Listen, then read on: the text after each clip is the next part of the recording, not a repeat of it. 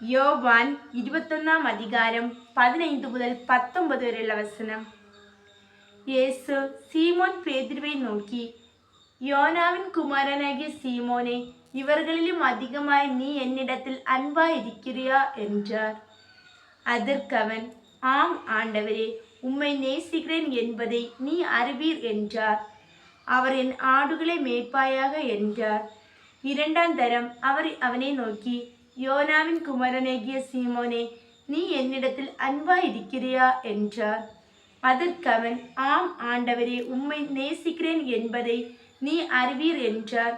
அவர் என் ஆடுகளை மேய்ப்பாயாக என்றார்.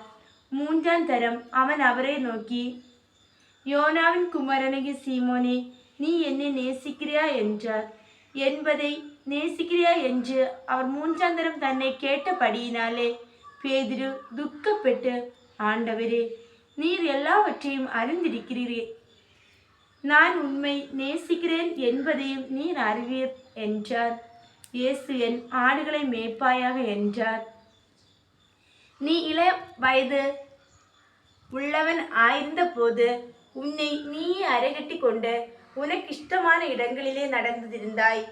நீ முதிர் வயது உள்ளவன் ஆகும்போது உன் கைகளை நீட்டுவாய், வேறொருவன் உன் அறையை கெட்டி உனக்கு இஷ்டமில்லாத இடத்திற்கு உன்னை கொண்டு போவான் என்று மெய்யாகவே மெய்யாகவே உனக்கு சொல்லுகிறேன் என்றார். இன்ன விதமான மரணத்தினாலே அவன் தேவனை மகிமைப்படுத்த போகிறான் என்பதை குறிக்கும்படியாக இப்படி சொன்னார். அவர் இதை சொல்லிய பின்பு அவனை நோக்கி, என்னை பின்பற்றி வாய் என்றார்.